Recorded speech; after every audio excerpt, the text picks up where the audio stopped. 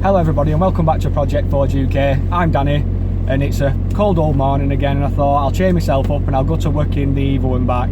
It's a 100-mile round trip, but last night while I was out in it the fuel light started flickering, so I thought I'd make a quick video on how much it costs to fill the tank up, how long that tank's going to last, and at the end of it work out how many miles per gallon we get out of this full tank of juice. So I'm just waiting for the car to warm up now, and then I'm going to make my way up to the petrol station.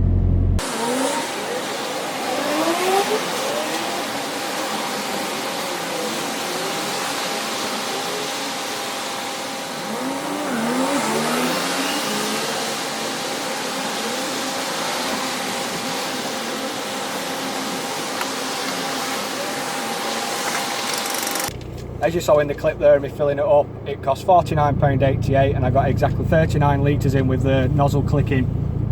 I've never really been able to get more than that in. I actually don't know what the fuel tank capacity is on these either, so I'm going to have a check when I get to work. I'm taking it's going to be about 40 litres.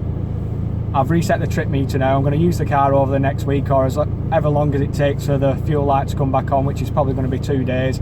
I'm going to be doing a variation of driving. I'm going to be on the motorway quite a bit, round town, so hopefully it'll give a gauge of what to expect back miles per gallon wise from a Mitsubishi Evolution 6. I've just arrived at work now and the journey isn't as long as I thought it was. I always had it in my head that it were about 50 miles, but I've done 56.8 kilometres, which works out about 35 mile. The needle's not moved much, but no doubt when I turn the engine off and come back to it later, fuel light will probably be on again. I forgot to mention a minute ago that I only run this car off Shell V-Power. I keep every single receipt since I got this car of how much fuel I've put in, so it'll be good to see over the duration of me owning this car how much I've actually spent on fuel and how many miles I've done, because obviously I know what miles it had on it, or should I say kilometres, when I got the car, and whatever happens, whether I sell it or not somewhere in the future, I'll know exactly how much I've spent and how much it's cost me and stuff like that to run the car fuel wise. But I'm going to see how I get on now until this fuel light comes on, and then we can start doing the calculations to work out the miles per gallon and stuff. It's day 2 and as you can see I've done 195.6 kilometres, which is about 120 mile, and there's just over half a tank in the car. The fuel tank's now on an all-time low. I've got my journey to work to do. I just hope the car makes it without having to go to a fuel station. When I get the car up to work, there's no Shell garages nearby, so I'm probably just going to have to dump the car there, come back in my company car and then take some fuel cans up like usual with some V-Power in. But I'm going to get set off now, so wish me luck. I'm just crawling through traffic now. The fuel gauge is really low. The fuel light hasn't come on yet, but I am now passing the last Shell garage that we go past on my way to work in the morning, so fingers crossed the car still gets me there. I'm on the last 10 mile of the journey now. The fuel gauge is near enough at the bottom bar, still no fuel light. The fuel light definitely works. The fuel gauge is quite mad really when you're driving and stuff. It does dip down when you're driving fast, and then when you start driving slow again it does settle and come back up a little bit. So I'm going to go to when that fuel light comes on exactly like I did before I filled the car up, and we'll see how we get on from there.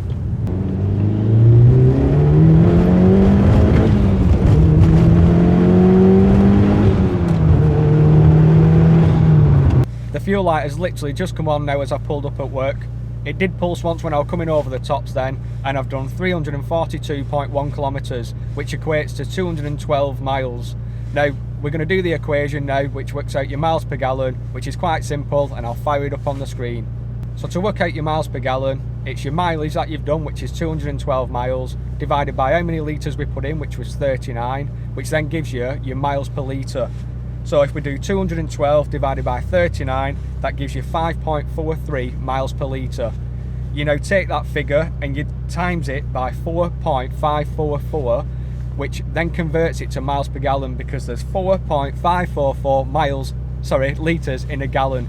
So if we take our 5.43 and times it by 4.544, that then gives us 24.7 miles per gallon. Now, I don't think that's bad going for a Mitsubishi Evo at all. I don't even think we get that out of the sport car. I think that does about 23 or 25 miles to the gallon. So, and I've been driving this car, I've been driving it rough, I've been driving it good. I know it's only an estimate, it's not absolutely bang on this. This is no scientific experiment where I've bled the tank dry and filled it back up and drove it till till it was dry again, but I just think it gives you a good idea of what you should expect back out of an Evo 6, and I'm well happy with 24.7 miles per gallon. I did do some research the other day as well, and a lot of people are saying that the fuel tank on the Evo is 50 litres. So when the fuel light come on and I put 39 litres in, call it 40, there's a 10 litre reserve there. So that's going to give you probably 50 mile before you have to go to a fuel station, where I've always panicked. I see that fuel light and I'm like, where's the nearest Shell garage? But that's it, 24.7 miles per gallon. It took me a couple of weeks to do this video because I don't drive the car every day, as you can probably tell, with different haircuts and different ties I wear. But I hope it gives you a good insight. I hope you've enjoyed this video. Hit the like, hit the subscribe button, and as always, any comments, leave them down below and I'll always reply. Thanks for watching, and I'll see you in the next video.